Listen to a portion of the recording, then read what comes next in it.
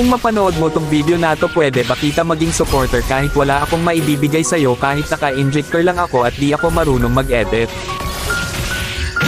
Gusto ko lang maranasan ang pakiramdam ng may humahanga sa bawat video na ina-upload.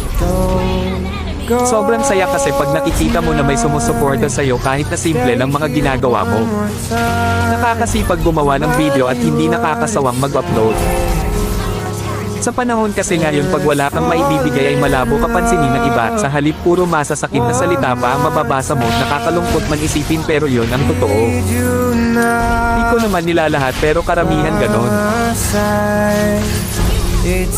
Ang hirap kasi pag walang talent, pag di ka gwapo, maganda o sikat na kilalang tao. Ang hirap pag di ka mayaman.